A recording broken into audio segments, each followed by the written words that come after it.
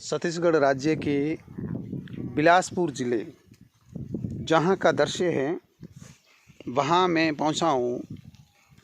यहाँ माइग्रेशन करने वाले पशुधन पालने वाले पशुपालकों के बीच में इनकी ये देखिए हज़ारों की तादाद में भेड़ें रहती हैं।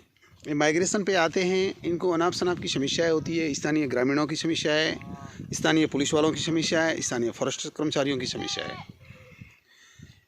क्या आज दिन तक भारत की सरकारें जो वुलन बोर्ड भारत सरकार ने नियुक्त किया था, उस नियुक्ति के तहत इन भेड़ों की जो वुलन कटिंग होती है उसके मार्फत इनको कोई किसी भी प्रकार का अनुदान मिलता है? नहीं मिलता। नहीं मिलने की वजह क्या रही? कौन अध्यक्ष बने, कौन नहीं बने? वुलन बोर्ड नियुक्त होता है, वुलन बोर्ड का अध्यक्ष नियुक्त होता है, फर्स्ट क्लास गाड़ी लेके घूमता है, अच्छा उसको पेमेंट मिलता है, ऑलरेडी उसको खर्चा पानी मिलता है। तो क्या वुलन बोर्ड का वो अध्यक्ष आज दिन तक इन लोगों के बीच में क्यों नहीं पहुंचा? इन लोगों की सुरक्षा के लिए क्यों नहीं आया? नहीं आने की वजह क्या रही?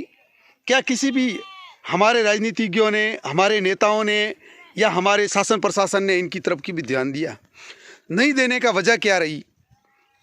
कुल मिलाकर कई वर्षों से जब भारत सरकार में ये नियुक्ति थी वुलन बोर्ड की, केंद्र सरकार में केंद्रीय वुलन बोर्ड करके नाम से घोषित थी, वास्तव में वुलन बोर्ड किस काम में और क्या कार्य करता था?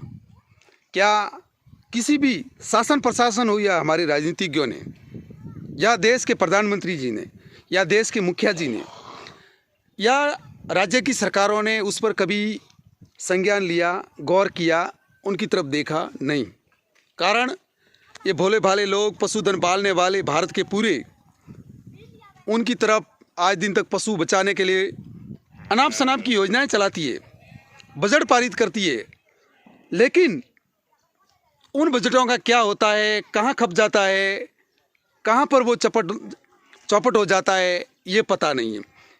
ये देखिए, मैं सीधा आपको छत्तीसगढ़ राज्य के उस बिलासपुर ज़िले में लेकर पहुंचता हूं, जहां से गुजरात राज्य के कच्छ भुज तहसील के कच्छ भुज जिला भी है उनका, जहां से मैं सीधा साजन भाई, देवसी भाई, करमटा रबारी के ना मुलाकात करवाता हूँ।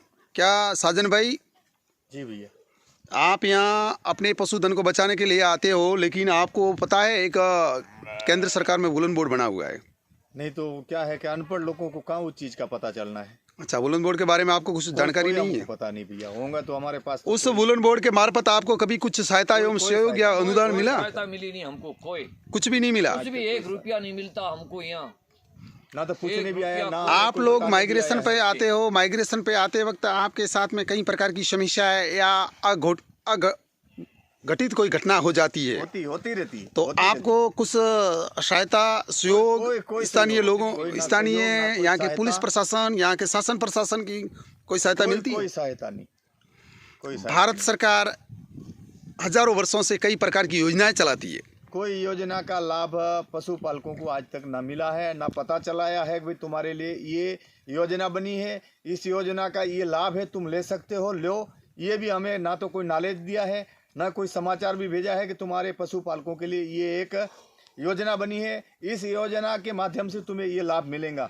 आज दिन तक इलाज है मवेशी की, कोई इलाज है या मवेशी का चारागाह का कोई मदद है, कोई आज तक हमें कोई ना पता बताया किसी ने ना। एक बात और मुझे बताइए, पशुधन बचाने के लिए इसमें कई प्रकार की कई बार बीमारियां आती है, तो बीमारियों के लिए आपको कोई दवाई पानी मिलता है? कोई मदद नहीं, कोई चिकित्सा या दवाखाना, दवाई, डॉक्टर, कोई इनकी चेकअप, कोई आज तक कोई मदद नहीं मिली। एक बात और मुझे बताइए, क्या कई बार अपने किसी गवाला की अकस्मात डेथ हो गई या मौत हो गई चरवाहे की? जी जी जी। तो क्या सरकार के मार्फत आपको कोई सहायता मिली? कोई मदद नहीं मिली है। एक बार केवल हमारे पशु चराते चलाते पशुपालकों की मौत हुई थी भालू के हमले से। जी। उस समय सरकार ने जो भी उनकी सहायता राशि मिलनी थी फॉरेस्ट विभाग से, वही बहुत 2-4 साल पहले एक ही केवल घटना में 150 जने जाके रोए थे, तो उसी एक ही घटना का सहायता मिली थी। नहीं तो आज तक हमारे कई पशुपालकों से घटना भी घटी, क्योंकि 24 घंटा जंगल से हमके गुजारा करना है, तो कई घटना घटी, तो आज तक कोई सहायता न मिली। केवल एक ही सहायता जो भालू हमला किया था, भालू से घटना घटी थी, उसी में हमें सहायता मिली थी। अच्छा, अकस्मात अगर डेथ भी हो जाए पशुधन पालने वाले पशुपालकों की तो आपको कोई सहायता एवं सहयोग नहीं मिल पा कुछ रहा नहीं है, मिला आज तक। जबकि सरकार अनाप शनाप की योजनाएं चलाती है, अनाप शनाप की बातें करती है, अपना बजट जब तैयार करती है तब पशुधन एवं कृषि के लिए कई प्रकार के मुआवजे तैयार करती है, ये कई प्रकार का बजट उसमें तैयार करती है, लेकिन आपको आज दिन तक किसी भी प्रकार का अनुदान एवं सहायता एवं हमें तो सहयोग ये नहीं मिलता अंदाज है। है कि ना तो पशुपालकों को मिला, ना कृषि करने वालों को भी मिला होगा। जो योजना उधर से तैयार बनती होंगी, बीच में जो भी खपाते हो, ना तो किसानों के पास पहुंची होंगी, ना ग्वालों के पास पहुंची। ये योजना का लाभ ना तो किसानों तक पहुंचता होगा, ना ग्वालों तक पहुंचा है। ठीक है, चलो आप सभी गुजरात राज्य से माइग्रेशन करके यहाँ तक पहुँचते यहाँ हैं। तक पहुंचे हैं।